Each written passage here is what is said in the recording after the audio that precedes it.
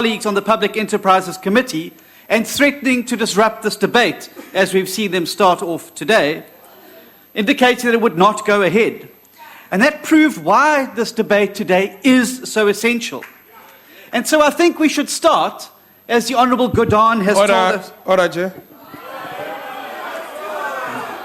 Honourable Stenhuisen, you can take your seat. What's the point of order, Honourable Chair, I Member? think Honourable Stenhuisen, if ever is going to accuse any member of this House, must raise a substantive motion first before he raises anything, because he refers to the members of this House. Thank you. Honourable members, if you can just clarify, Honourable Member, what is the point of the accusation so that I can ask with the table for assistance. Honourable Stenhuisen is just accused that there are other members of this House who went and rampaging, insulting the Chief of Order. the House. Honourable members, I wish to listen to the member who's raising a point. Honourable member, you can proceed. On a point of order, Madam Chair. Order, honourable member, can we allow the member, Buthelezi, who's just addressing the chair?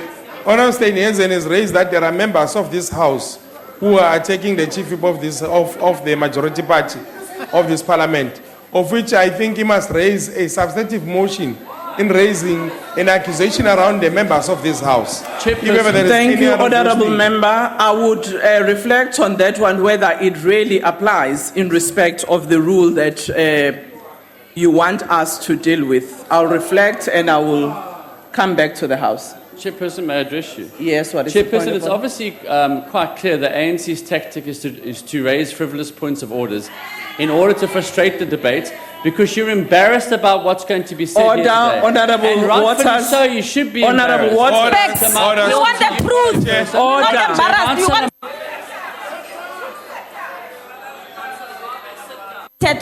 Why is he attacking? Honourable members, can you please not all stand while you are not pointed? I was listening to Honourable Waters on the point of order. I will address that point of order. Can we please try and just have some kind of a decorum? Continue. You have raised the point. Yeah, sir. what I was saying, Chair, is no wonder why the ANC are embarrassed about this debate. But may I appeal to you to stop frivolous points of orders in order for us to get on with this debate, and so that the public can hear the real story about the ANC. Honourable Waters, thank you. At the moment, there was no frivolous point of order. Honourable Buthelezi raised his point, and I said to him, in as far as the point of order he's raising, based on what Honourable Stenhuisen, I will actually reflect on that matter, whether it does indeed come to be a matter of a point of order that this House can rule on.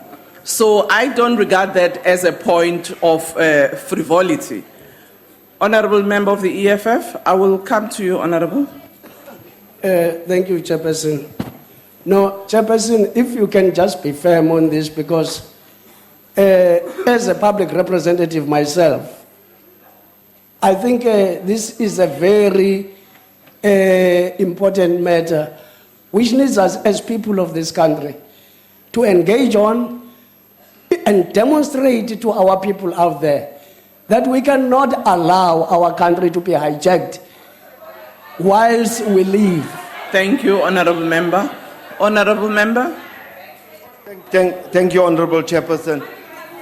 Honourable Chairperson, I want to appeal to you that you must please ask the member on the podium that he must withdraw the statement referring to honourable members, 6 honourable members as a gang. He must withdraw that. If he does not withdraw that, we will not allow him to continue speaking.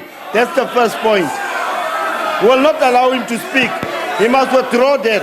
Order. He must not refer to honourable members as a gang. Honourable Member, can you take your seat? Honourable Member, there was no direct inference to any member. So I would really allow us to continue with the debate. Honourable Hlengwa, sorry, Honourable Waters, can you please take a seat? Honourable Chairperson, I think for the record, it would be very bad if Honorable Buthelezi was associated with defending this debate from going on. It is not Honorable Buthelezi, it's Honorable Khatebe. Oh, I'm sorry, Honorable that Sheng is Khatebe. not implicated in defending what he's saying. Order. Order, Honorable Hlengwa, my apologies, Honorable Khatebe. Can I allow Honorable Steenhuisen to continue the debate? Honorable Waters, what is the new point of order? Chair, if I may, Honourable Dick said that... Point of order. On the point of Honourable order. members. On the point of order. Order. On the point of order. Order. Honorable Dick, On the point of order. can you take a seat? That white. Honorable members, can I really appeal to you not to descend this House into chaos? Honorable Waters, can you please take a seat? Yes, I've switched on the mic because there's a bit of exchange and I'm avoiding the House to descend on chaos, into chaos. Honorable Deck, can you take, Dex, can you take a seat? Can you take a seat? Honorable Waters, the name of the honorable member who you wanted to address is Dex. So I think it's order, honorable members. Honorable members, I think it is important that all of us, no matter the differences that we've had or we are having as political parties, that we show a modicum of respect to one another. And I don't think it is funny. Each one of us, our parents named us properly, and I think it is just not correct that we would address each other in a manner that actually is not the appropriate way in which to address. Honorable Waters, what's your point of order? Chair, I apologise if I pronounced You the did name wrong. pronounce it wrongly. I'm sorry. Chair, the honourable member, I won't use his name in case I pronounce it incorrectly, threatened that if the honourable Steenhuisen doesn't withdraw, he won't be able to continue the debate. That's a threat to Parliament, and the honourable member should withdraw that. That's a direct Honourable threat to members. you and your Honorable authority in members, this House, Chair. you know, I would have loved really to hear what the member said, because in the context of this discussion, all of you are speaking, impairing the chair not to even hear who is saying what. And I don't think it's fair. You want me to rule when I have not heard, because all of you are heckling one another, doesn't facilitate fairness in the way in which I rule. So I won't rule on that matter, Honorable Waters, because I didn't hear. Can you please proceed, Honorable Steenhuisen? So I think as we should start, as the Honourable Godon has said so many times before, to join the dots. And when you do that, you have to ask, whose interests are these members serving? Certainly not the people of South Africa's, certainly not our democracies, and definitely not this Parliament's. It was nothing more than a poorly executed dance of subversion to the Gupta masters, who are no doubt carefully choreographing this afternoon's charade from the confines of their Saxonwold shebeen. But I think that it's important to note that just last week, the high-level panel headed by former President Kgalema Motlanthe released its report. It's a fascinating document which should be compulsory reading for every single member of this House. It is an indictment on the failures of this House and a major wake-up call for all of us. The panel calls on us for much more effective oversight of the executive and a far more activist Parliament, not simply a rubber stamp processing the work of the executive. But perhaps most worrying, and something which should concern every single member of the House, is the section dealing with trust in institutions. Public trust in Parliament has declined massively, from 65% in 2009 to just 38% in 2015. And the question we have to ask ourselves as members of this House is why? Well, when you begin to join the dots, it's easy to see. In 2009, a certain Mr. J.G. Zuma was elected as the president and set about turning this Parliament into his poodle and adding it to a growing collection of captured institutions. Since then, we have experienced the SABC crisis, the mining crisis, Visagate, Nkandla-gate, Nene-gate, Sassa-gate. And each step of the way, this House has simply rolled over and let the executive ride roughshod over it. Attempts to hold the executive accountable have been thwarted by ministers who don't appear, don't answer questions, and don't feel that they're accountable to this House and the people through it. They tend to choose overseas trips over their constitutional obligations to account. Let's not forget that it was this very Parliament, without calling him to appear before a single committee of the House, shamefully absolved the President of any wrongdoing on Nkandla. It was left up to the Constitutional Court to step in and do the job for us and hold the President accountable. And it's not like the House has learnt a single thing from that lesson. Just last week at this podium, the President, on one of his paltry 4-day visits per year to Parliament, was protected from asking a question that had been on the order paper and with his office for over 14 days. The problem is we have an executive who ride roughshod over the House and are protected from being held accountable by presiding officers who see it as their role to protect them rather than to protect the members of this House in discharging their functions.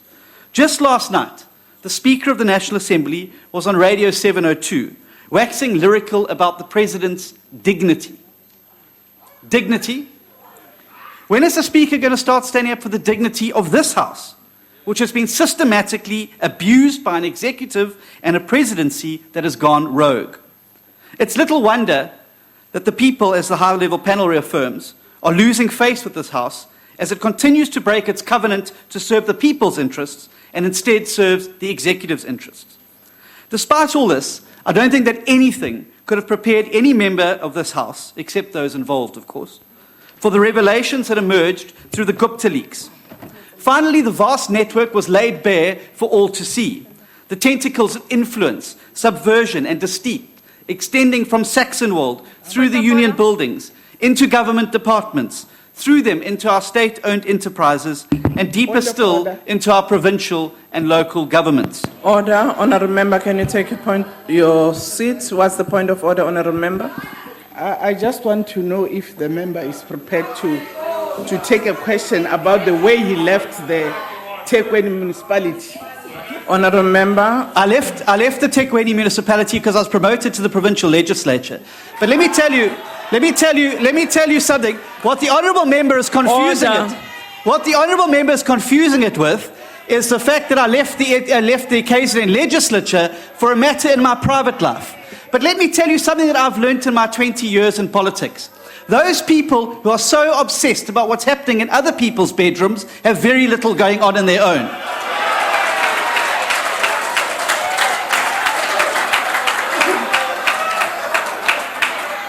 The flurries of emails, databases, and communications exposed each terrible tentacle sucking up opportunity and huge sums of public money. On the point of order, Madam Speaker.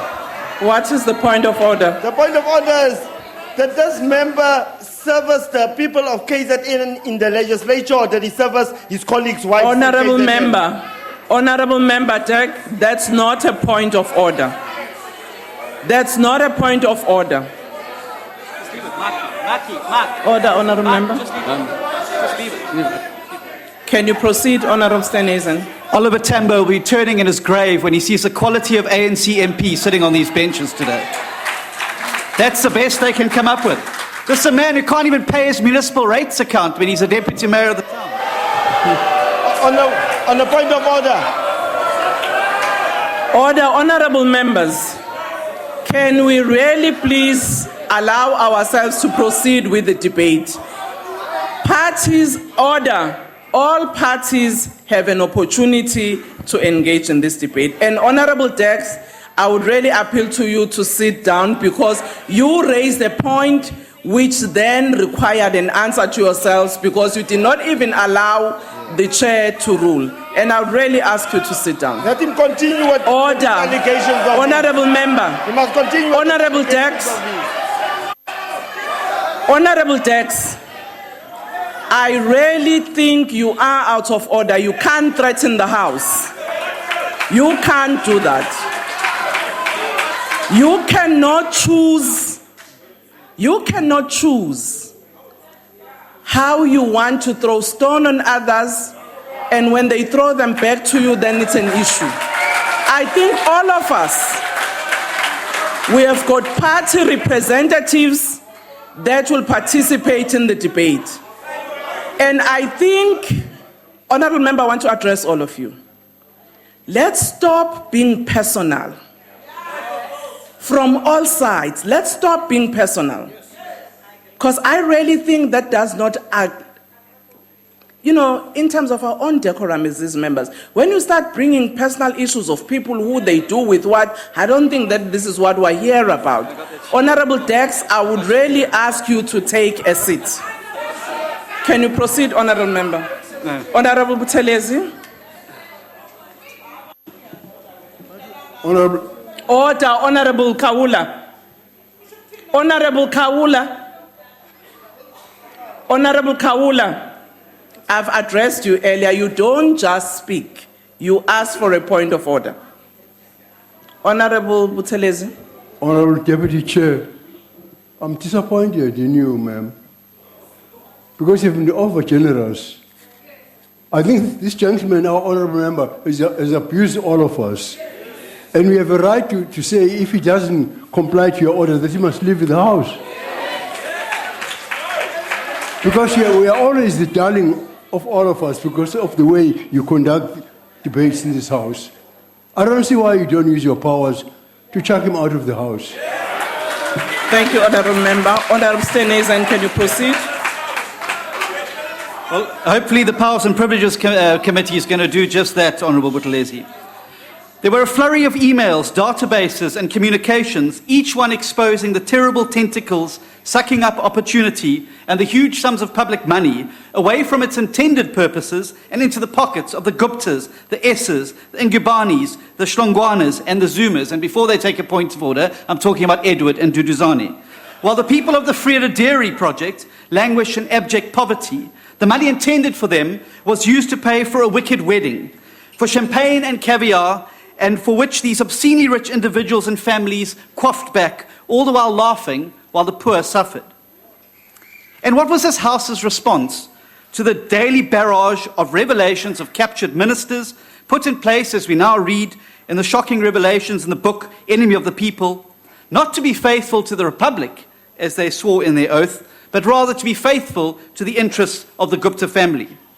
Well, a whole 6 months ago, the House chairperson wrote to the chair of 4 portfolio committees. Sorry, Chair, this time has been... No ways.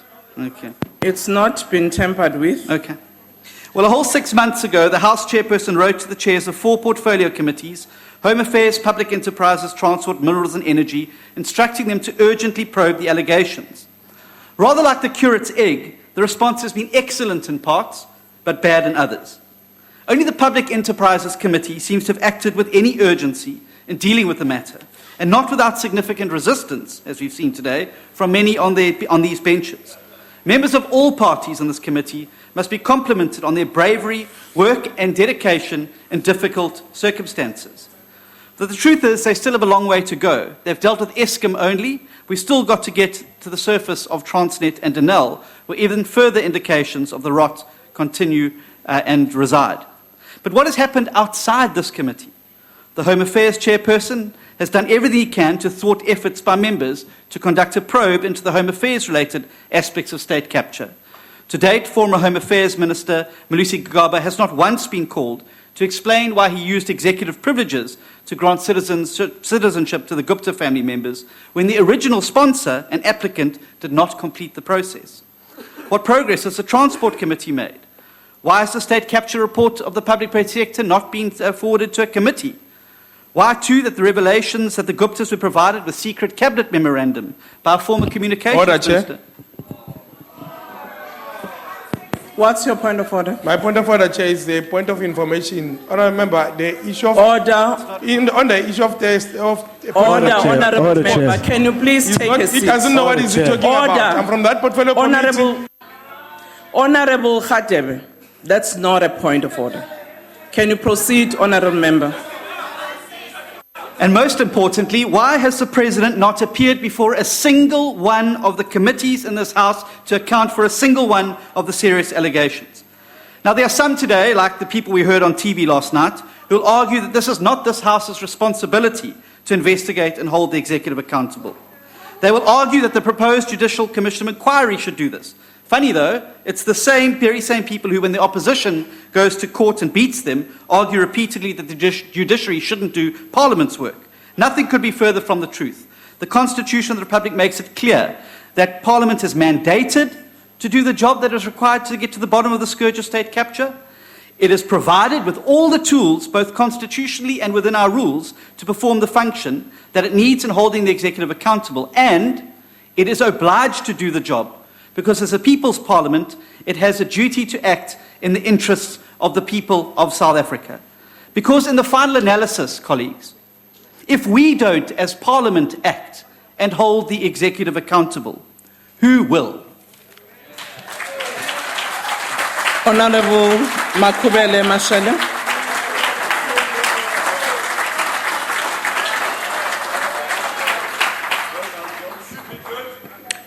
Honorable members, the hopes and aspirations of the more than 50 million citizens of the country rest upon us as Parliament, because we are the people's representatives. Our primary role as members of Parliament in the National Assembly and elected representatives of the people is to ensure that proper accountability and governance of all state organs occur.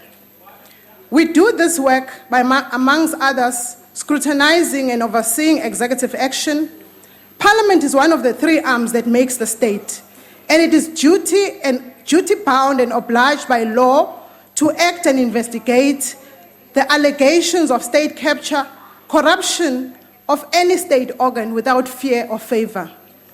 We, the people's representative, pledged our allegiance to the Republic of South Africa, and we made a promise to uphold the Constitution by taking oath of office. This oath should be the base and foundation of the work that we carry out on behalf of the citizens who elect us as in office and positions of responsibility. The ANC takes the issue of state capture seriously and will not shy away from all challenges confronting our young democracy and its institutions. Over the past few months, the eyes of the nation have been fixed on Parliament, particularly the oversight work that many committees of the National Assembly, led by the ANC, have been conducting. The ad hoc committee of the SABC board is one case in point on Parliament's work tirelessly to ensure accountability and good governance. All forms of maladministration that were confronting the SABC were laid bare through the committee's inquiry for all to see. The recommendations have not gathered dust, but are in the process of being implemented. Today, those who had captured the SABC and thought that they would not be taken to task have seen the door, and some will follow. This is a clear indication that Parliament is holding the people accountable on their actions. Honorable members and South Africans, our Constitution provides clear guidelines that the National Assembly must provide for mechanism to ensure that all executive organs of state in the national sphere of government are accountable to it. And maintaining oversight on the executive authority and implementation of legislation as we do in this House. In the wisdom of those who drafted the Constitution, they use the word must. This word is significant because in law it implies that the National Assembly has no reason whatsoever to act otherwise. The National Assembly also has wide-ranging powers to ensure accountability.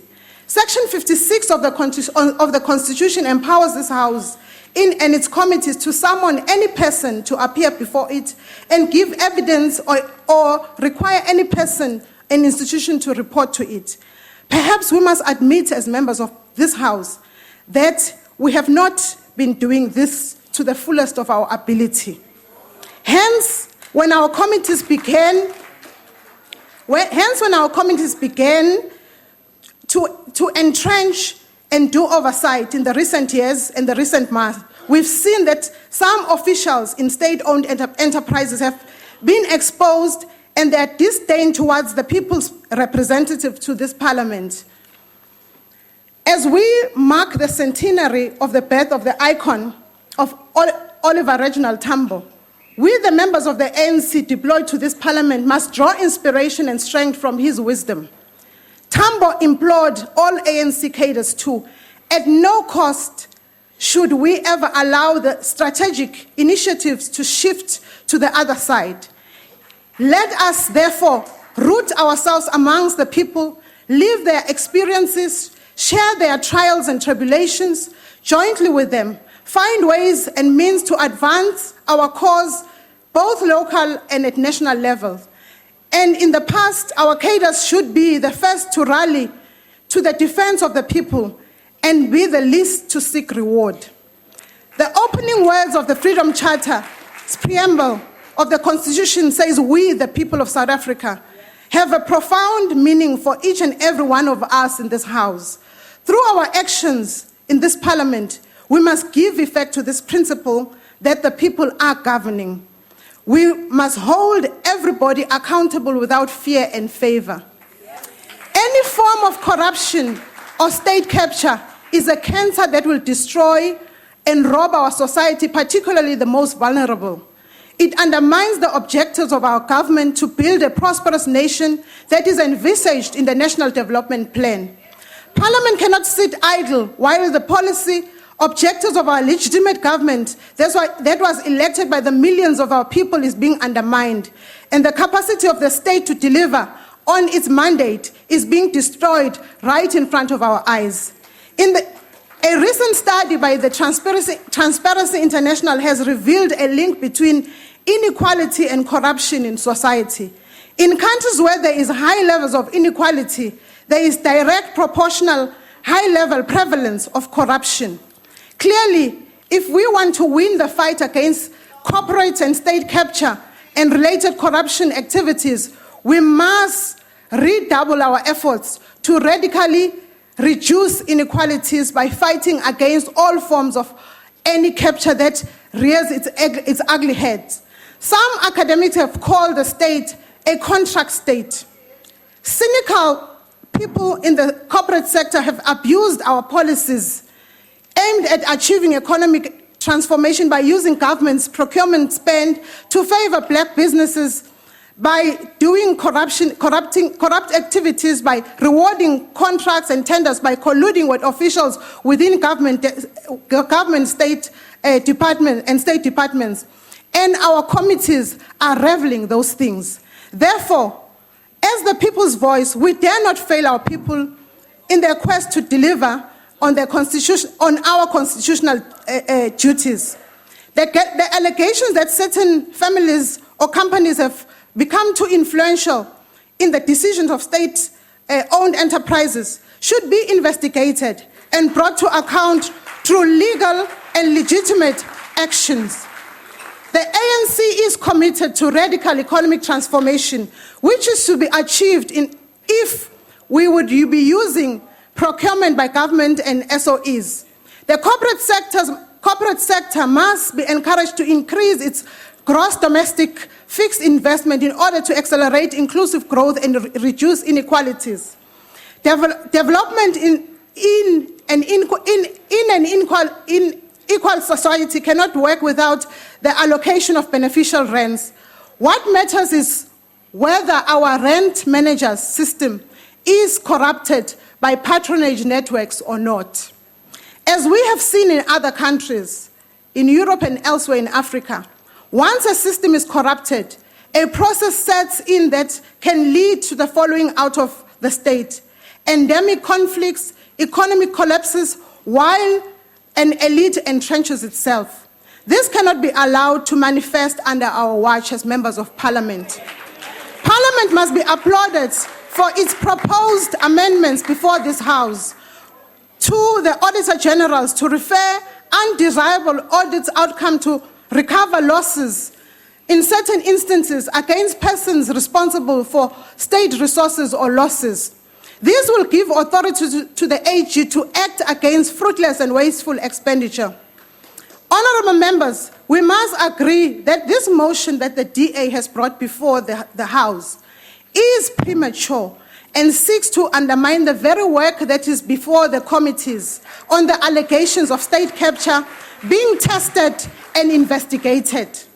To this end, the Standing Committee on Public Accounts recently concluded engagements that were sought to build confidence in the capacity of the state not to disrupt payments of the much-needed grants to the most vulnerable of society through a state entity, the Post Bank.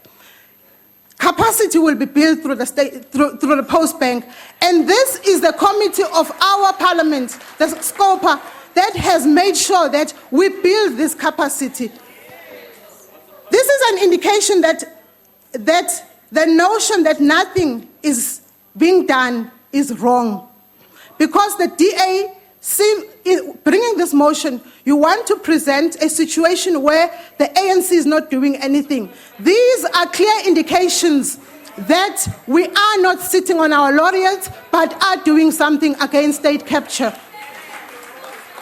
Honorable members, the ANC leads society, and we will continue to lead this society. We will not shy away from the fact that we have been given the mandate to lead the people of South Africa.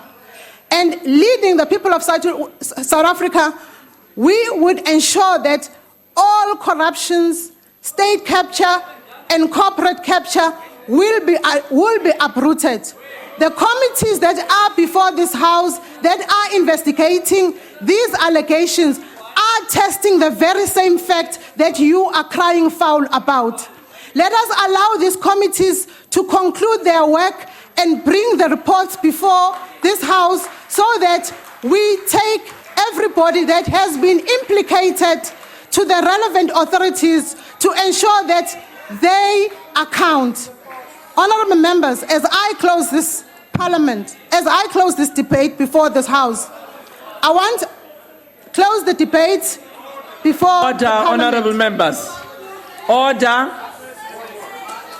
You asked us to make sure that everybody is heard. While you may interject, but I think we should not descend to a point that no one is heard when they make their point. Continue, honorable member. The promise that we are making to South Africans today is that we will get to the bottom of state capture, corruption, and all the allegations. What we are emphasizing before this parliament today is that we are one arm of the state, and we will not allow ourselves not to sit down and not do anything. The very same committees that are there, that are investigating and testing the allegations, because these are allegations, they need to be tested. And these committees are doing that. And we will ensure that everybody who is implicated and who has done anything wrong must be brought to book. Thank you. Honorable Khawula.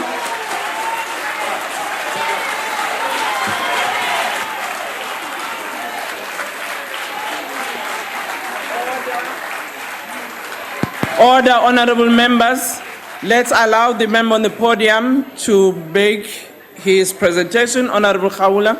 We now know for a fact that South Africa, under the management of parasitic criminal Gupta-led syndicate, corruption is taking place at an industrial scale. Despite concrete evidence of corruption at Transnet by Gupta-linked regiments and billions of rands, the 5.3 billion that Transnet paid to Gupta-linked regiment to inflate locomotive tender for the Guptas to loot state resources. Despite concrete evidence of corruption at Eskom by Gupta-owned Oak Bay, stealing billions through irregular coal contracts and prepayments. Despite concrete evidence of 500 million Eskom paid to Trillion without a contract, without invoice or any work done. The fraud, racketeering and money laundering of 659 million from Eskom to Oak Bay for the Gupta to buy optimum coal, and Eskom has the courage to ask NESA for 19.9% tariff increase. It is us citizens who pay exorbitant electricity fees while feeling the burden of state capture. Even when it is reported that ESCOM does not have money and it is likely to run out of cash in 6 months, some of these contracts that are facilitating industrial scale looting, despite all this evidence, they continue. While we sit here and debate the sketch of state capture, there are payments that are being processed to Gupta companies now in a web of fraud, racketeering, and money laundering. While we sit in committees to hear evidence by some of the people who were involved and used in this web of industrial scale looting, people like former chairman of ESCOM board, Mr. Zola Tsutsi, people like former ESCOM legal director, Ms. Daniels, people like former Trillion Management Consulting, Ms. Bianca Goldstein, people like former CEO of Trillion Financial Advisor. Our tax money is being looted and we're not doing anything about it. The evidence is there for everyone to see, but not Order, even Chair. a single person has been arrested or even Order, taken Chair. for Member, questioning. order. What's the point of order? The point of order, Chair, it's in the rule of anticipation. I'm trying to check whether the member, as we cautioned earlier, that is not tampering with the current debate that is also at the portfolio committee. No, that the report honorable is supposed member, to can you come take your seat? Can you proceed? The police, Hawks, NPA, and SIU are sleeping whilst the looting is taking place. It is up to this parliament to take decisive steps before it is too late, before there is nothing left to protect, and before the level of lawlessness reach parliament. National Assembly must pass a motion of no confidence on all ministers that are linked to Guptas. Mr. Gigaba, Mr. Desvan Royen, Ms. Lynn Brown, Ms. Mutambe, Musebenzi Zwane. In fact, Order. it is now on record Order. that Order. Honorable member, at the moment, I think what you are doing in terms of the rule is not allowed because you are casting aspersion, even though there are issues that are happening in another committee's inquiry, there hasn't been any finding that is conclusive by that committee, and I think you should refrain from that. Noted, Chair. National Assembly must adopt a resolution for all state-owned companies to stop payments to all Gupta-linked companies. National Assembly must adopt a resolution to call for asset forfeiture unit to seize all Guptas, their associate and Mr. Zuma and his family assets immediately.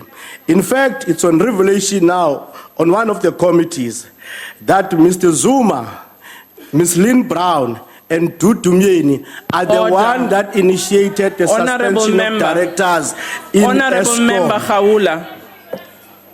Honorable Chair. member Khawula. Yes, Chair. There was a caution that was raised earlier that members who are serving in that committee should try and make sure that they don't bring those matters that are not concluded by the committee in its inquiry. Now, I really think in the manner in which you engage in the discussion, you must steer clear on those issues because you are actually jeopardizing the work of your own committee. And which rule are you referring to? Because you will only use that rule if those matters are under sub judice, where you will argue that I'm using merits. This is a freedom of speech. I'm speaking on behalf of EFF. The caution was taken, but I am not obliged to comply with it. Honorable member. According to Rule 85, the member is clearly out of order. Read the rule. Order. Honorable Khawula, can you take a seat? Honorable member, the point of order is sustained, and I explained clearly to you, Honorable Khawula. I don't think you are doing justice in any way to that committee's work. You're not. Order. Honorable Telezi.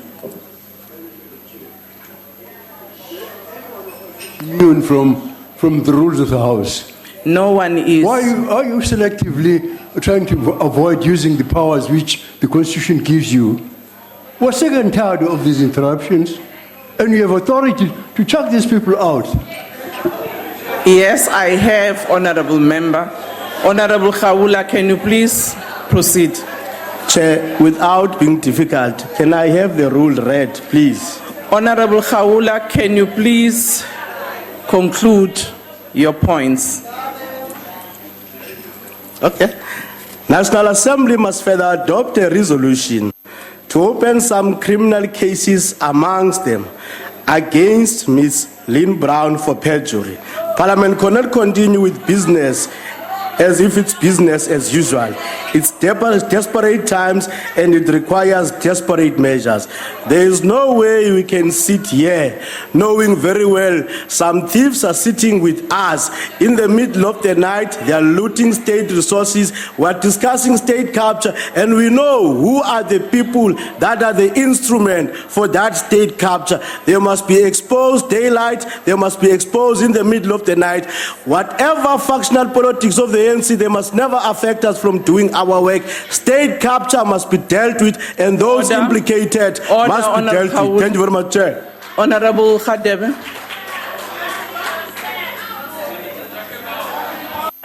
The mic is off. Chair. Chair, in terms of Rule 82(3), no member may impugn the dignity of another member. The honourable member must withdraw on the allegation that he makes to the ministers who are sitting in this house. He must withdraw those allegations. Honorable member, that's exactly why I pointed to the honorable member, both in terms of Rule 82 and Rule 85. Honorable members, again, I want to appeal to all of you. A question was raised earlier, and I really want to say to members, don't affect the work of that committee, because some of those things that we are raising, the committee is still working on it. It's really an appeal to all of you, because we are preempting what the findings of that committee might be at the end. Honorable Singh. Order, Chair. I request the honorable member of the EFF to withdraw those allegations. Honorable member, can you take your seat? Honorable Singh.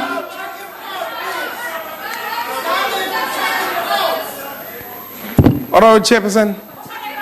Can I rise on a point of order? Honorable member, can you take your seat? I've noted your point. What is the point? The point of order, Chair, is that if he doesn't withdraw his statement, they are going to be captured in the Hansard. He must withdraw. Honorable member, I raised a point with the member which actually nullifies he the must issue. Withdraw that. Can you please take your seat, Honorable Khadebe? Honorable Singh, can you proceed?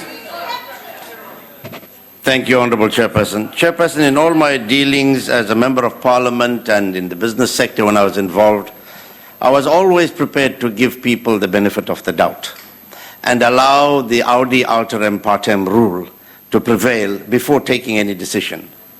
But from the action of some members of this House today, it's so abundantly clear that the opposition to this debate was discussed not only here in this House, but elsewhere outside of this House. And I really wonder, Honorable Chairperson. Chair, point of order. Order, what's the point of order, Honorable Member? I just want to raise with Honorable Singh that we agree with the sentiment, but this must be comprehensive and not selective. That's not the point of order. He made his opinion. It's not a point of order. Honorable Member, can you proceed? Thank you, Honorable Chairperson. It makes me wonder whether this Judicial Commission of Inquiry, which we are all anticipating, will really happen. Because it seems that certain people are kicking for touch from the actions of members in this House. However, Chairperson, I think all of us in this House, need to thank former Public Protector Advocate Thuli Madonsela for her report on state capture.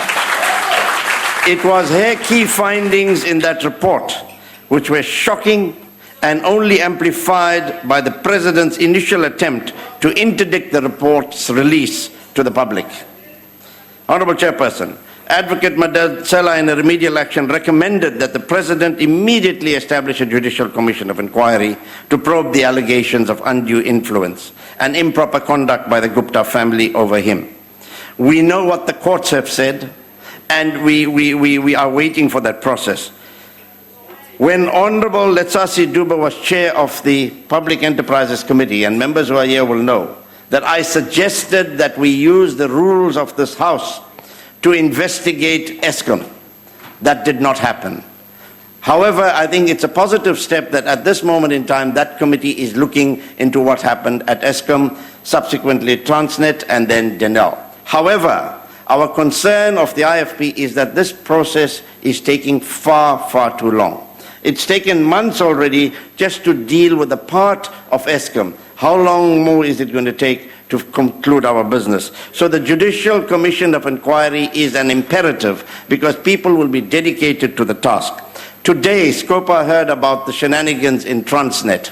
And Scopa also wants to initiate some kind of investigation. And that, you know, Honorable Chairperson, it stinks to high heaven that South Africa can be captured in the way that it is. State capture is a cancerous and festering sore in many areas of this government, but none more so in the entities that fall under the Department of Public Enterprises. These entities are looting platforms par excellence for those who are in political favor with certain elements in this government. Another matter of concern is the threats against evidence leader Advocate Venara. This is unacceptable, and we as Parliament, and I'm glad that the Chief Whip and the ANC have taken the stance that we need to protect Advocate Venara right to the hill. Your time is up. Honorable Mabika.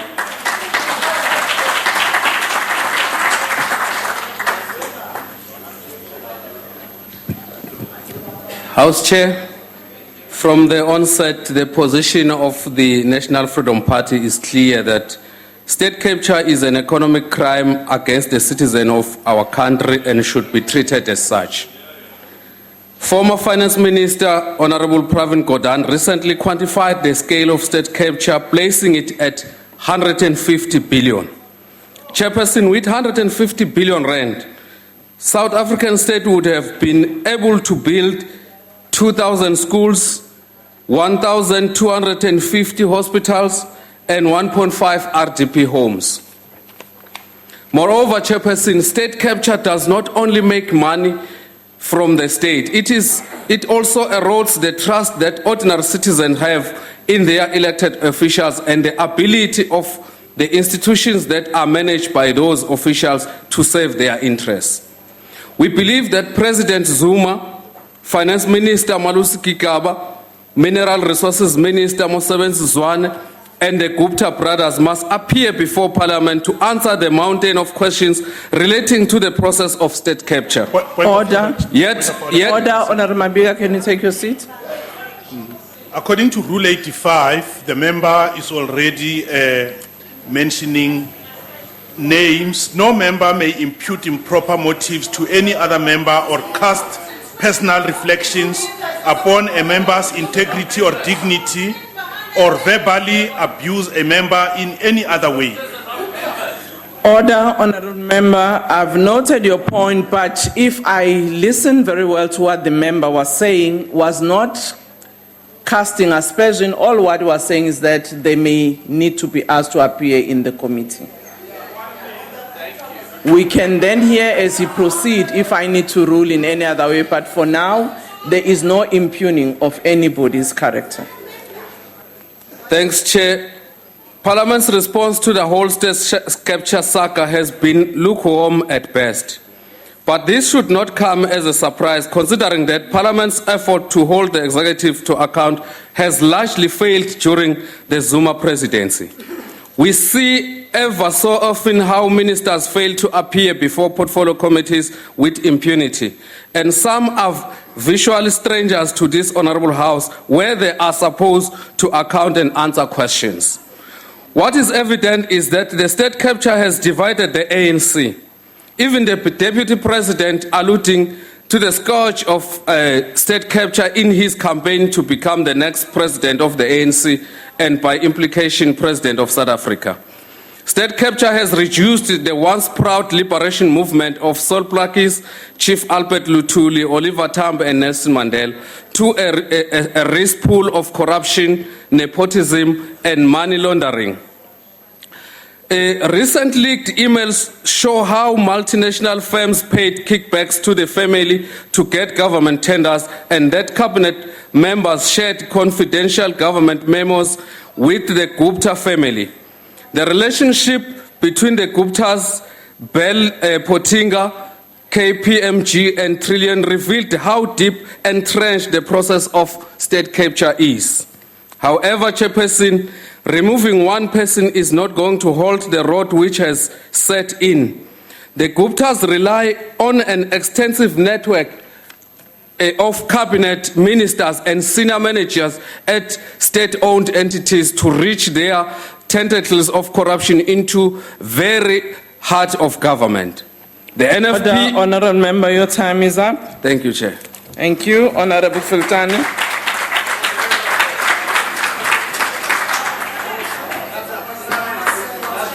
Well, state capture has infiltrated the core structures of the South African state since Mr. Zuma attended to the highest office on the land.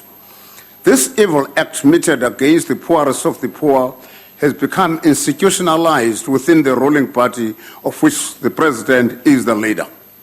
Mismanagement of government finances, culminating in last Friday's announcement by S&P Global, downgrading of South Africa to junk status, can be blamed on the government's lack of honesty, proper management, accountability, and state capture.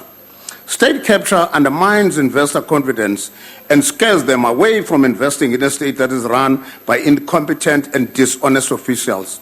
It therefore has adverse consequences for the economy of our country. It also has profound consequences for the citizens and adversely affects those who are vulnerable and unsuspecting. It takes public resources which could be used for social and economic emancipation of the people as a whole towards the pockets of a country who conspire with those given responsibility, and voters are not able to help in the situation. The fact that we have a staggering unemployment rate of over 27%, with more than 30.4 million citizens living below the poverty datum line, is a testimony to the devastating effects of state capture. Many South Africans have no access to food, clean water, quality education, and healthcare because funds that were supposed to be used to deliver these basic services, like human rights, have been siphoned to a gang of looters, cronies, and thieves. State capture has the effect of replacing the legal system of governance with illegitimate decision machining processes derived from individuals who have no legal authority and have no interest of the people who voted for the government of the day. Voters are powerless against these individuals who vote to vote them or to impeach them. The damning public exposure from the tranche of leaked emails from the controversial Gupta gang shows that South Africa is in an assisted coup, facilitated right from the highest office of the land, with members of the executive participating willingly and courageously and benefiting. The UDM welcomes the ESCOM investigation by the Portfolio Committee on Public Enterprises as the beginning of a cleansing journey that will result in immediate initiation of criminal investigation by the competent bodies. We urge all South Africans to rise against state capture in numbers. Thank you. Honourable Groenewald.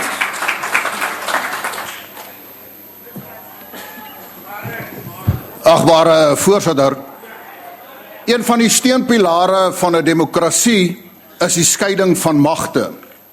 En daardie skeiding van magte is daar om te verseker dat die wetgewende gesag dan die uitvoerende gesag verantwoordbaar hou.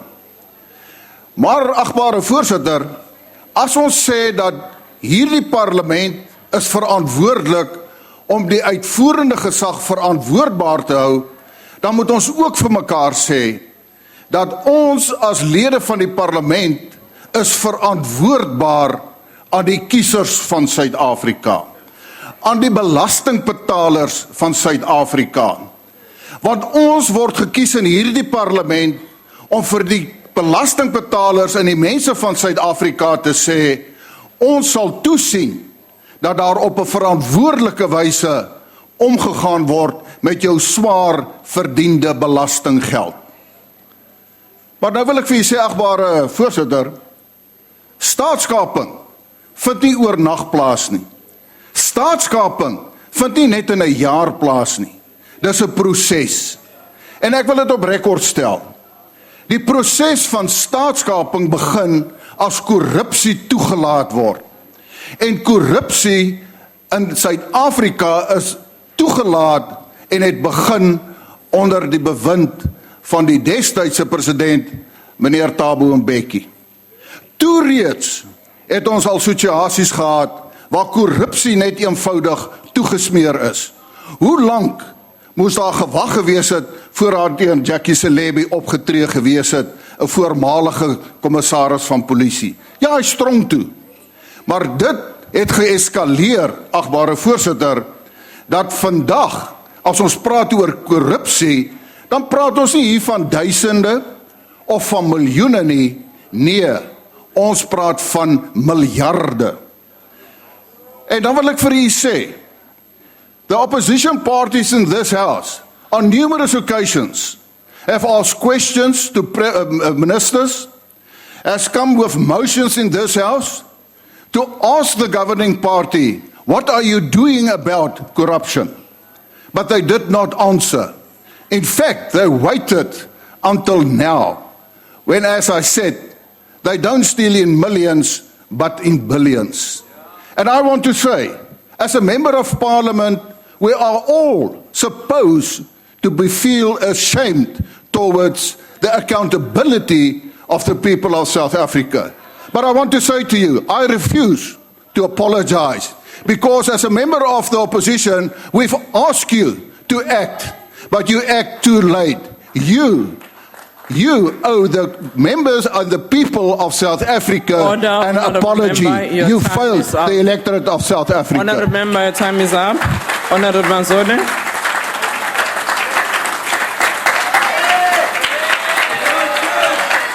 Order, honourable members. House Chairperson, imagine the shame of a country when the Pan-South African Language Board announced in October of this year that the South African word of the year was state capture. The once glorious rainbow nation, now sold off piece by piece to a certain family, various multinational companies, all for the political and financial gain of a few people who are happy to see our beautiful country brought to its knees. State capture can only be described as a plan so demonic in its structure, so intricate in its rollout, and so deliberate in its purpose that it is truly one of the greatest heists of all time. Right under the noses of South Africa, various politicians were bought off to ensure loyalty to the cause. These politicians then in turn began to purchase certain key players in various state-owned entities and government departments to ensure that they were also loyal to the cause. Order. These purchased individuals... Order, honourable member. What's the point of order? I hope after this we'll deal with Helen Zile's probe. Order, honourable member. What is the point of order? Officials order to favour her son. Honourable member, what is your point of order? The evergreen contracts. Honourable member, can you take your seat? That's not the point of order. It's a statement. Honourable member, you can proceed. Thank you, House Chair. These purchased individuals, now slaves to state capture, then began the deliberate and systematic breaking up of our state-owned entities and various government departments so that this newly created beast could begin gorging itself on billions and billions of South African rands. This beast has now been identified. It has been classified, and its extinction is imminent. Those that helped growing this festering, parasitic-filled monster are now also being identified, and they will soon learn firsthand what it means to have the full might of the law thrown at you. State-owned entities that should be South Africa's pride and joy are nothing more than shameful shells, their interiors sucked dry by the monster, and only their bare bones left holding up the stripped and shaky skeleton that remains. Not only has this monster cost us the reputation of our country, it has caused a near economic crash of our country. When those brave enough to take on the monster were caught by the beasts feeding it, they were so systematically set aside and replaced by puppets and willing participants in this mad feeding frenzy. Downgrade after downgrade, finance minister after finance minister, board executive after board executive, so the monster continued the devastation. And here we are. We can safely say that we are no longer confronted with the elephant in the room, but rather the monster that is state capture. Finally, though, Parliament showed its muscle. It showed itself not to be a toothless rubber-stamping machine that simply went through the motions. Parliament stood up and did what it should. It began to hold the executive to account. It took time and it took a lot of work. But finally, a constitutionally mandated committee took up the task of being the first line of defense against this monster. Not unlike the Game of Thrones term, winter is coming, this committee adopted the term, not on our watch. One would imagine that everyone who took the oath of office to serve our country would have been delighted that this committee had taken up the defense of our country. This was sadly not the case. Despite numerous attempts to shut the inquiry down, the committee fought back. No MP, no state attorney, no Mickey Mouse militia, and certainly no little press conference called by 6 little men were going to stop us from doing our job. To say that the revelations that have come out of this inquiry are already startling is an understatement. The scary part is that deep down, we all knew what people were going to say.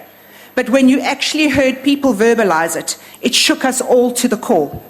Imagine the shame of a country when Parliament plays out on TV like a sordid soap opera with a malicious storyline, and the bad guys are actually those who should be protecting the country. Someone asked me over the weekend, when does this inquiry finish? My response was quite simple. We have only just begun. As we can see from the first part of our 3-part inquiry, Eskom, Denel, and Transnet are all linked. The players are all the same, the modus operandi almost identical, and the goal, always to feed the monster. Those who suffer are the people of South Africa. While the rich get richer, the parasites of state capture get even richer, and the poor remain poor and simply become poorer. As South Africans, we have an absolute right to be outraged. Our country has been systematically sold off to the highest bidder, without resistance and with no conscience. We, the people of South Africa, have finally stood up and said no. It goes this far and no further. While we fight to regain the lost billions that these parasites have taken from our fiscus, at least the tap has been switched off. Not a move can be made without us seeing it, without us investigating it, and without us uncovering every piece of information around it. The power belongs to this Parliament. We are the voice of 54 million South Africans who are depending on us to defend our country and save it from the parasitic scourge that is state capture. We hold the executive to account, not the other way around. We hold them to account. We will not be pushed around by a corrupt few.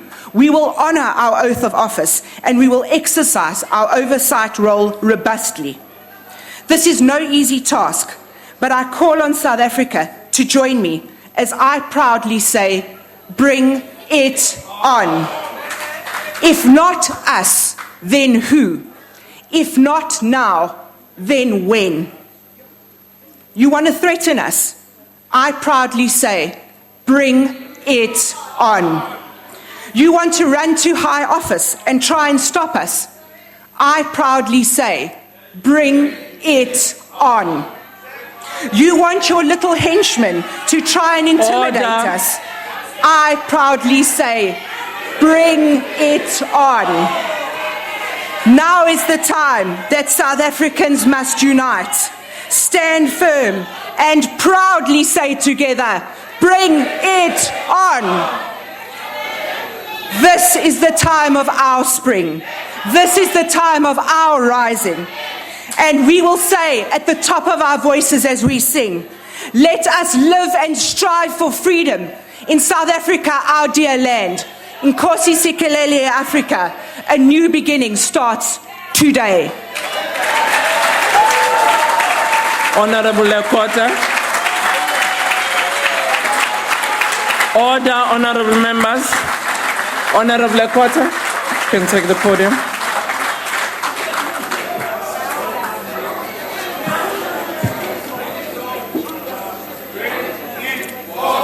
Order, honorable members. There's a speaker on the podium. Order. Deputy Chairperson, in the introduction to the Nkandla judgment, the learned judges noted that crucial element of our constitutional vision was to make a decisive break from the unchecked abuse of state power and resources that was virtually institutionalized during the heinous apartheid era. To this end, certain values in our constitutional order, accountability, the rule of law, and the supremacy of our Constitution, were designated as foundational values to strengthen and sustain our democracy. The learned judges noted in the Nkandla judgment that if these values are not observed and their prescripts not followed conscientiously, we would have a recipe for a constitutional, and I add, democratic crisis of great magnitude. We know that the Constitutional Court found that this House had failed to fulfill its constitutional obligation to hold the President accountable. In fact, this House had taken a decision to absolve the President of compliance with the remedial action of the Public Protector, the antithesis of holding the President to account. Speaker, democracy without accountability leads to impunity and tyranny, an environment for the capture of our state. So who is to blame? Is it the President? Is it the National Assembly? The National Assembly is elected to represent the people and to ensure government by the people under the Constitution. It does this, among other means, by choosing the President and by scrutinizing and overseeing executive action. Had this House overseen executive action, had it ensured that the President and his executive accounted to it, then we would not be in the state capture morass that we found ourselves in today. We would not be facing the constitutional, economic, social, and governmental calamity rooted in the abuse of unchecked power that we now face. It is this House, under the tyranny of an ANC majority, that has failed to ensure government by the people under the Constitution. It is the ANC that has ensured that government has failed in its constitutional mandate to provide accountable government. Government has lost its constitutional legitimacy, and the ANC its moral legitimacy to govern. Point of order. The subject of this debate and the gravity of what has transpired. Order, Honorable Lekota. What is the point of order? I just want to ask if this will include the evergreen contract. Is it a question or what is it? Honorable members, points of orders are procedural. Let's not have spurious points of order that does not assist anybody. Continue, Honorable Member. Thank you, Chairperson. Order, Honorable Khawla, what's the point of order? No, Chair, I think your ruling must bite because she has been consistent. Honorable Member. And the point is that if people want to age, they must not age in Parliament. Can you take a seat? We don't come here to play because Honorable we are aging. Member, you are no more making a point of order. Outside, take your seat. Honorable Lekota, proceed. Therefore, the subject of this debate and the gravity of what has transpired to date has implications beyond the phenomenon of state capture itself. What has transpired points to a catastrophic failure of governance, a failure and betrayal of the constitutional mandate of the government as a whole, a crisis that threatens our democratic order. Honorable Swart. I thank you. Honorable Swart. Thank you, Chairperson. Chairperson, the Public Protector State of Capture report released more than a year ago provides ample prima facie evidence of the extent of state capture at Eskom. Yet more than a year later, we have seen no action from the Hawks or the NPA. This stands in stark contrast to the haste with which charges were investigated and pursued, spurious charges against the former Finance Minister, Pravin Gordhan. However, we saw hopeful signs of increased oversight and accountability with the SABC inquiry earlier this year. MPs across political lines joined together to hold the executive and the SABC accountable. Relating to the issues of state capture, the TNA breakfast and attempts to take over the SABC featured prominently. We had the subsequent disclosures contained in the Unburdening Panel report, the academics report, and of course, the hundreds of thousands of leaked Gupta emails. And as a result, certain portfolio committees began investigating the emails and state captures. Others had no appetite to do so. The Public Enterprises Portfolio Committee must be commended for its oversight inquiry into Eskom. Staff and MPs across political lines, and notwithstanding acts of intimidation, death threats, attempts at bribery, have been resolute and determined to get to the bottom of this rot. Witness after witness has testified and provided startling revelations of state capture at Eskom. And we fully appreciate that those implicated will be given an opportunity to respond, such as was the case last week with Minister Lynn Brown. The prima facie evidence of the extent of state capture taken in totality must, however, be deeply concerning to all of us in this House. And what is even more concerning is the lack of action by our law enforcement agencies. Many people are calling for a commission of inquiry, but what about investigations now that can take place? You have a commission of inquiry. A commission of inquiry will have to refer it to the law enforcement agencies. They need to act now. The ACDP wishes to commend those witnesses who have come forward to testify, as well as the MPs and staff who have sat incredibly long hours in this inquiry. We are resolute, strong, and determined. And to those who wish to intimidate or threaten us, we say, stop it. The more you do so, the more resolute and determined we become. We say, no weapon that is formed against us shall prosper. History and indeed the electorate will deal harshly with those in this House that try to interfere in this inquiry, or who do not exercise our oversight inquiry effectively, or insidiously try to prevent us from exposing the rot and the state capture and those involved. I thank you. Flowama.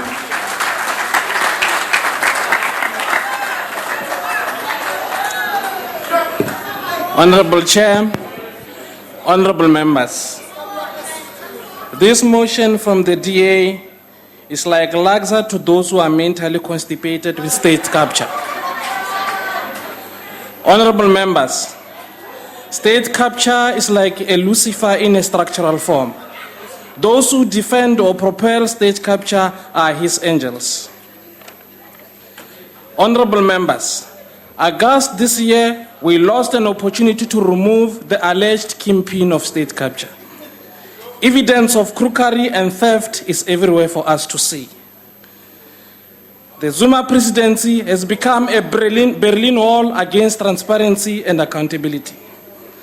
Men and women who are trying hard to fight this disease are either removed, humiliated, or they are assassinated. Sorry. Meanwhile, honorable members, sorry for my English. Honorable members, this parliament must move courageously with speed in holding the executive to account. State capture is a theft from the poor, a democratic will of the people derailed to serve few individuals. History will never forgive us by allowing these crooks to steal and to remain in our public institutions. Therefore, we must be ruthless. If it needs be, we must remove our president. Order, honorable member, there is a point of order. Honorable member Mabika. Thank you, House Chair. Is it parliamentary chairperson for the honorable member to call honorable ANC MPs who are seen on television as angels of the devil? Honorable member, the member in his statement never referred to any individual. So in the Hansard, there is nothing that says so and so, unless members would like to insinuate that. And I think that's out of order. Honorable member, can you proceed? Thank you, Honorable Chair. Therefore, we must be ruthless, even if means removing our president. He can't act like an escape artist forever. Otherwise, our people will never take this parliament serious.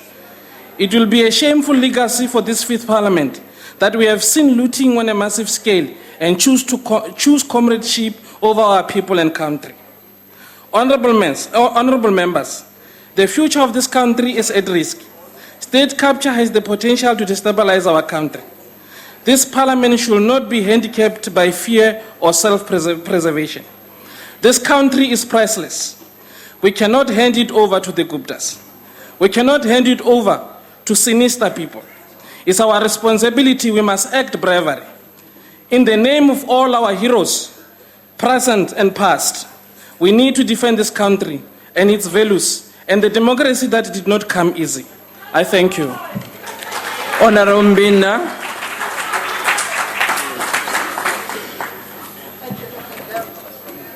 Thank you, Honorable Chair. Honorable Chair, what you see in our country is a rat race. It is a law of the jungle. It is a survival of the fittest. So if you are not fit, you cannot survive. It depends how much resources you have. That's what is happening. And you look at the wealth of this country, those who have stolen it, and then you compare with the government expenditure of about 500 billion, which is about a third of the GDP of this country. And then when you look at that, and then you ask yourself as a poor person, or as you represent the poor of the poorest, who has actually captured this country? Chairperson, it is our belief as the PAC that the capturing of states, especially African states, it has been going on since the settler set their feet in this continent. However, in the late 50s, the call and drive by Africans to have independent states, the colonizers realized that their business of exploiting the African riches was threatened.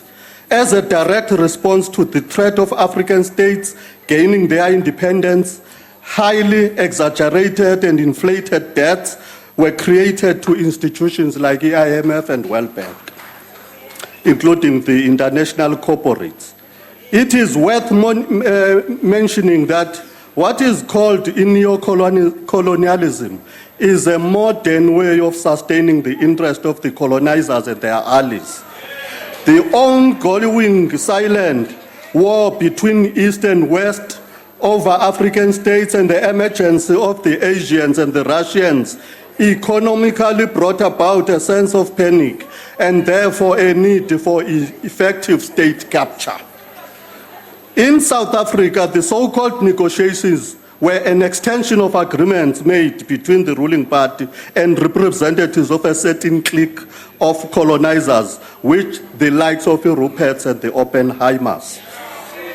Chairperson, members of the House and South Africans in general, all what Johan Rupert did and the Guptas and many like them, all what they did was just to make sure that this country and the continent at large theirs was only to suck our land and dry our good given resources. The evolution of colonial system reflects to us a silent world war Member, your time is expired. between the East and the West. Thank you. The next speaker is the Honorable Gugubele.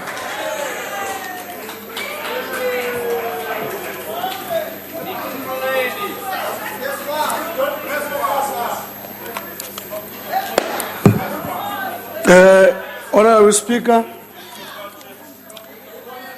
Chief Whip, leadership of this House,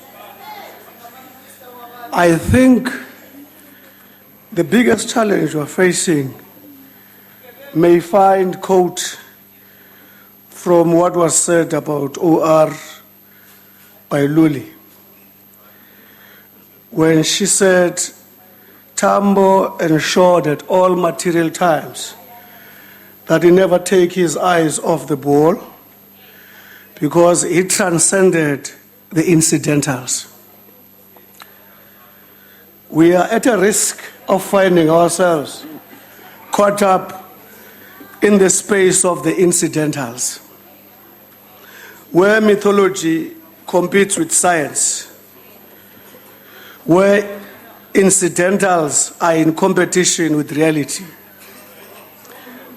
The debate on state capture has been happening in society for the past few years and a number of times. Even the Public Protector conducted an investigation into this phenomenon and released her report. It would be strange if African National Congress, a party that leads government in the state, would have nothing to say on the state capture. It is a matter of public record that the ANC has on numerous occasions made its official views known on this matter. In fact, the attitude of the ANC towards corruption has been consistent through the years. ANC policy position on corruption.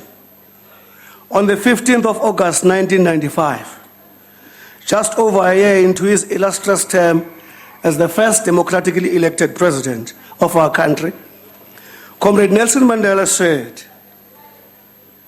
I quote, "Just as we extricated South Africa from the mire of conflict, we are now called upon to use the new tools at our disposals to build prosperous, truly just, and moral upright nation." Corruption of various kinds has been the target of determined action by the government. These include the swift action of the Office of the Minister without portfolio. I think he was referring to Comrade J. Naidu. 9 new anti-corruption units are in the process of being established by the South African Police Service in the provinces to supplement existing units, unquote. This is an extract from President Nelson Mandela's opening speech at the Business Initiative Against Corruption on Crime. The policy position of ANC on corruption, as adopted at our 53rd National Conference in Mangaung, is unambiguous on this matter. Having noted the scale of corruption in many sections of society, including in the private sector, the ANC took resolutions to deal with this scourge. Conference resolved that 17.21, as the leaders of society, ANC comrades in every sphere of activity need to be champions in the anti-corruption. 2.2, the ANC should take tougher action against corruption. Systems to detect and act against corruption should be strengthened. On the 19th May 2017, the NEC of the African National Congress this year released an official statement and once again reiterated ANC's views on allegation of state capture. The NEC, I quote, accepted the proposal that was tabled in the political report for the establishment of a judicial commission of inquiry into allegations of state Honorable capture. Gungubele, will you just take your seat, please?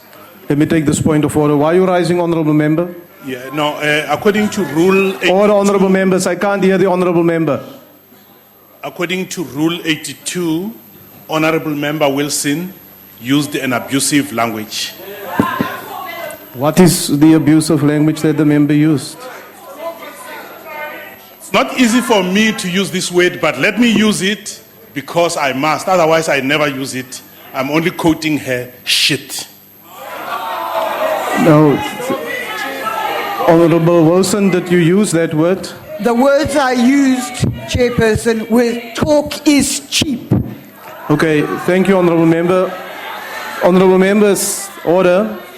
Order, I will check the recording and hear if that interjection was picked up, and then I will make a ruling. Order. Order. I will make a ruling if necessary. Continue, Honorable Gungubele. The NEC accepted the proposal that was tabled in the political report for the establishment of the Judicial Commission of Inquiry into allegation of state capture without delay. The terms of reference of such commission inquiry must be broad enough to uncover influences of business on the state. The NEC expressed its desire to see all processes of reviewing the Public Protector State Capture Report accelerated so that they are not an obstacle to the speedy establishment of this commission. To illustrate the seriousness with which the ANC takes allegation, the 5th National Policy Conference, just this year, 2017, attended by 4,000 delegates drawn from ANC structures across the length and breadth of our country, as well as local and international organizations, deliberated on this matter and made the following recommendation. I quote, "We support the establishment of the Judicial Commission of Inquiry to look into this matter. At a political level, this debate requires thoroughgoing analysis of South African political economy so that we can understand what is meant by this. There is a tendency out there to conflate ANC support for Judicial Commission of Inquiry with the ongoing oversight for the work of Parliament. Parliament, as one of the 3 independent arms of state, has to conduct oversight over government and the state guided by the Constitution in order to safeguard resources of the people. The centrality and leadership by ANC cadres in oversight work in this Parliament. In each and every committee of Parliament, ANC cadres are found at the center and leadership of these committees. When Parliament takes oversight, ANC members lead because they are in charge of these committees. Here are the sweet fruits of oversight. An enhanced oversight of Parliament has borne fruit and possibility which save the state billions of rand. There has been a series of interventions with ANC cadres participated with high moral rectitude and integrity. Example of instances where ANC cadres have been at the center and leadership of Parliament committee include the oversight inquiry by an ad hoc committee into matters of corporate governance, mismanagement, and so on. Having said all that, I think the challenge we are dealing with here, honorable members, has got little to do with corruption. It's got a lot to do with mischief. The members who sit in the Public Enterprise Committee know that we've agreed that tomorrow we are meeting to analyze the work done so far so that we can be able to make some ideas and views with regard to what we have. That meeting is tomorrow. As we speak, so that we deal with reality, not mythology, the public enterprise is on an inquiry, and what we are being sidetracked or defocused on is to deal with what the leadership of ANC is involved in Parliament. And the simple reason, as far as I'm concerned, is like this. It's an intention to undermine a credible process of Parliament. And I know what are the benefits. If you keep things unclear, inexplicable, complex, ANC's credibility remains in question. But if you conclude things clearly, ANC leadership is understood. All what is being done now is an attempt to disrupt the process of Parliament, because the narrative that the African National Congress doesn't care about corruption has recently been displayed, actually undermined. SABC is an evidence of that. What happened in the public accounts is an evidence. What happens in the Social Service Committee is an evidence. All those initiatives by cadres of the movement is an attempt to take to hospital the narrative that ANC is dubious about corruption. And I know there is a hidden benefit in that. The hidden benefit is that the African National Congress is a historically established and uncontested liberation movement. And those who want to win elections in 2019 must do everything to compare with the ANC. And the only way you can do that is by undermining the processes where ANC is trying to seek clarity. Because the only way we can stay uncertain with unanswered question is when we behave in this manner. We told the opposition a few days ago that if the report on progress comes here, there must be no grandstanding. And we agreed. And we said there will be mere declaratory orders. And we agreed. But the entire opposition that spoke here already have got findings about the process that is ongoing. And there's only one conclusion you can reach. They want a Christmas present in pursuit of their struggling identity to win elections in 2019. And I just want to say this. And I just want to say this. To contest the centrality of the ANC in this country. That centrality is a centrality that has been won over decades. You cannot win it overnight. There's a lot of work you need to do. So what we are going to do as the African National Congress, we are not going to allow the opposition to sidetrack us, to defocus us, so that we reach clear conclusion about the processes we are engaged in. And I can tell you, in the SABC, I'm challenging you to show evidence that ANC attempted to undermine that process. And I'm challenging you to show during this inquiry that ANC attempted to undermine this process. ANC at all material times in this process has been clear and focused. That threatens you because ANC is re-established its image in the face of South Africa. Actually, there's an excitement about the initiative that ANC is taking now. And I can tell you... Honorable Gungubele, will you take your seat, please? Let me take this point of order. Why are you rising, Honorable Member? Chair, I'm rising on two things. What is your point of order? Rule 68, relevancy. We're dealing with state capture here, we're not dealing with ESCOM, that's number one.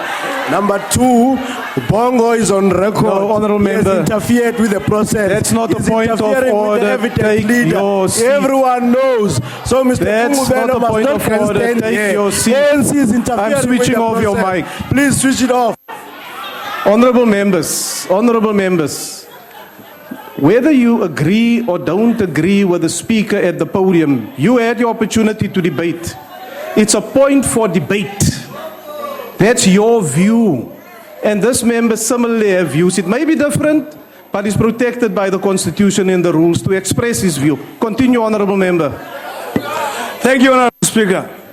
ANC members and ANC as an organization, we have articulated the independence of Parliament unequivocally.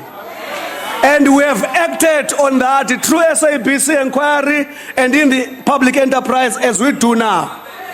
And I know you didn't expect that to happen, and that is becoming a shock to you.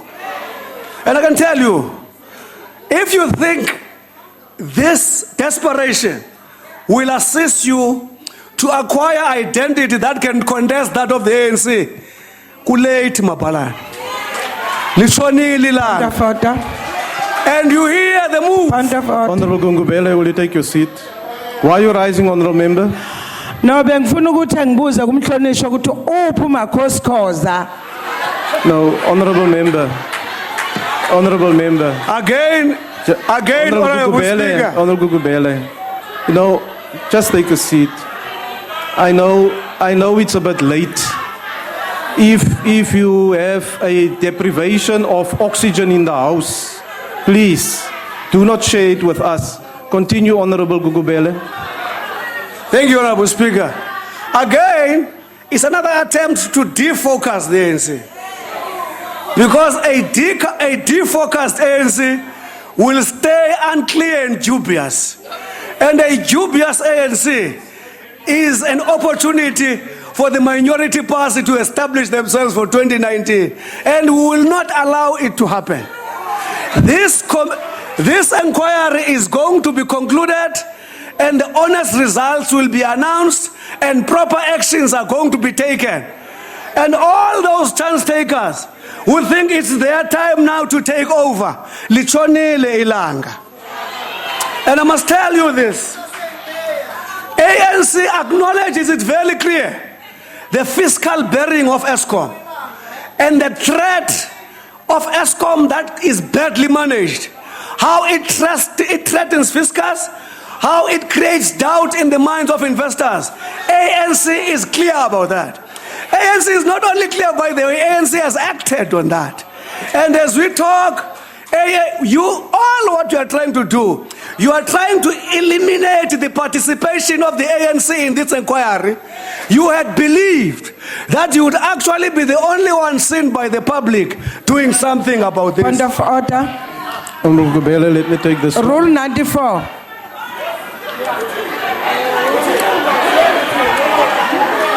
Honorable member, what do you want to say about Rule 94? Yeah, ngiyabonga sihlalo. Ngabe usezulu ukuthi umakhosikoza usevule enye Take your seat, honorable organization. member. You're wasting our time. That is not Rule 94. Rule 94 talks about a member who is in charge of a motion or an order of the day, including an executive statement, is allowed to reply. You have missed this boat. Continue, honorable member. I just want to say, we have encouraged, during this process, we have encouraged opposition parties to ensure that when we deal with corruption, partisanship must be reduced so as to unite against corruption. But now you call a motion to actually raise partisanship on a matter which, for us to succeed, it must be non-partisanly driven. Already, you've lost the plot there. And my advice to you, please join us, because we are committed in this process. Order, and my honorable closure members. is... Order. Honorable members, order. While you can make interjections, you cannot shout at the person at the podium. That's intolerance.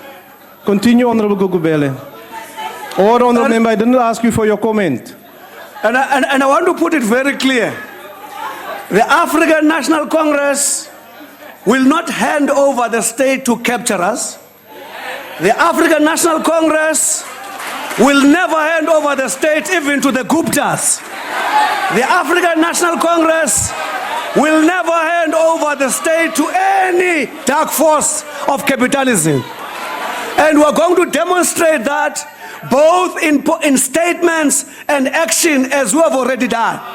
Let me tell you, if ANC did not want the SABC inquiry to take, it would not have taken place. Until ANC had to take leadership. That's the only way it happened. Yours, when the ANC is not leading, is to run your side shows.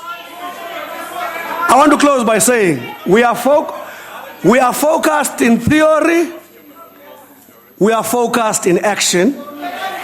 We will not be defocused by those in pursuit of non-existing identities. Thank you, Honorable Member. Order.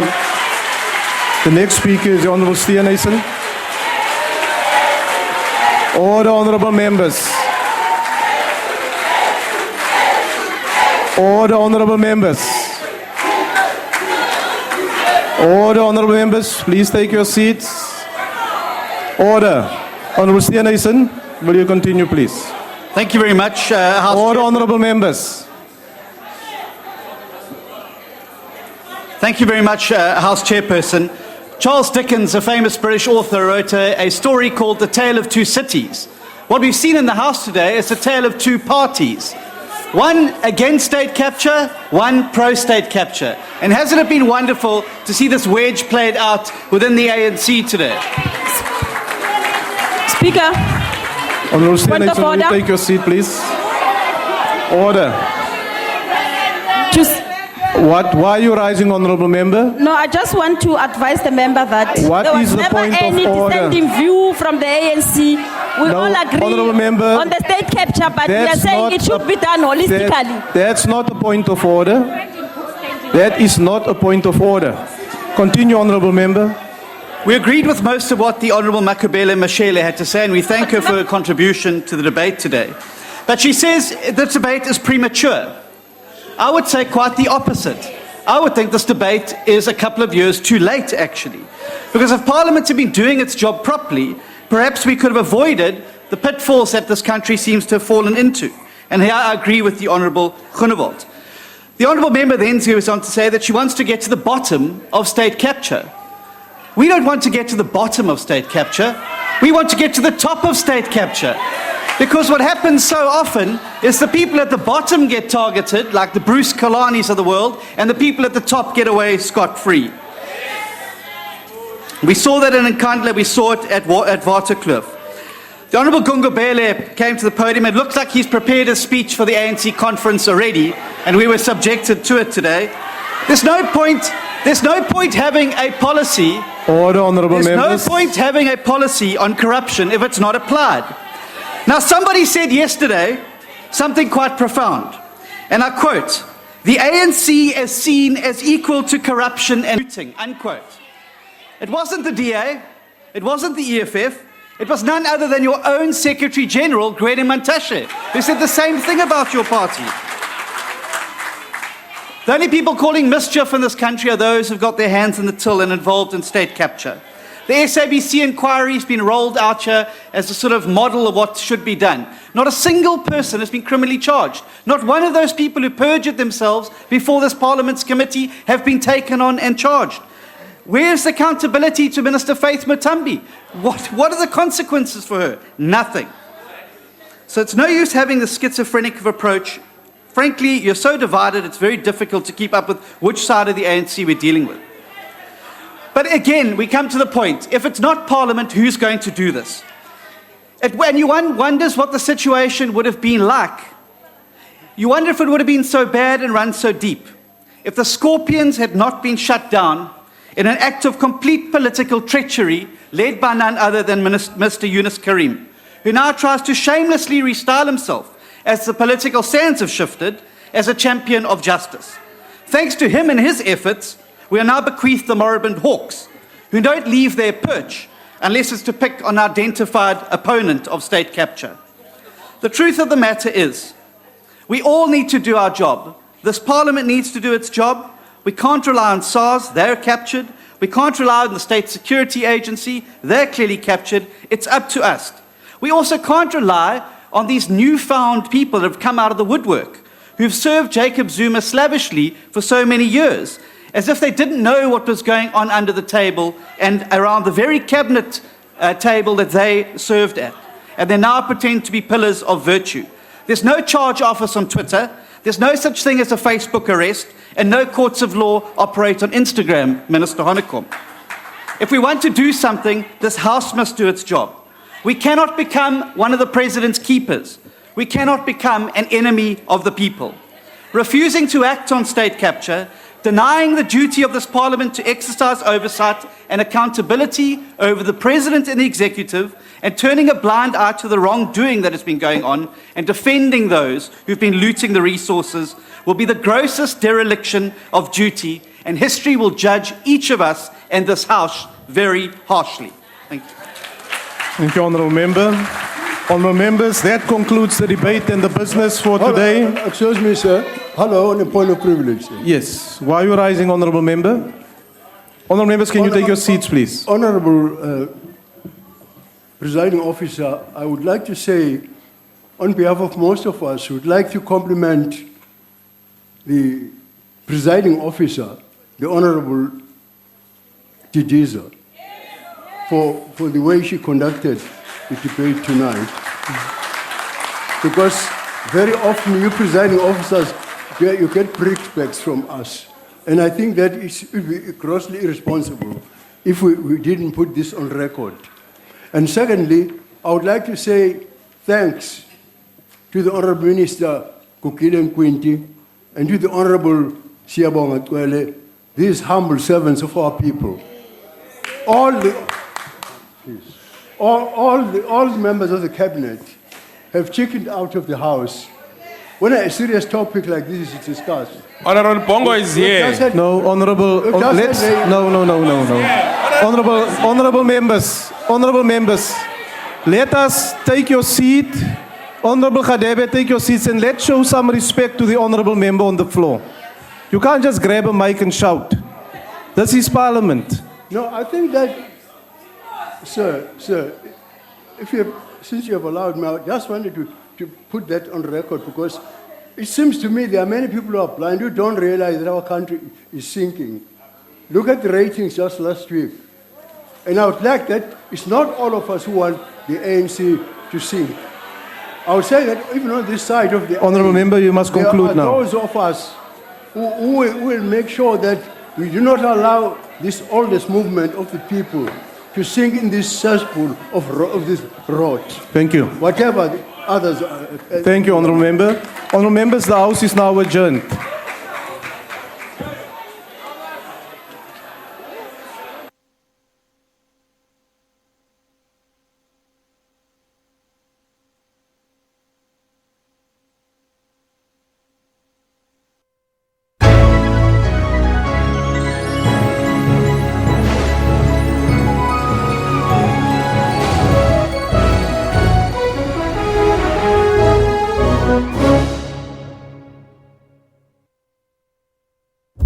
Finally, getting the click in closer, right.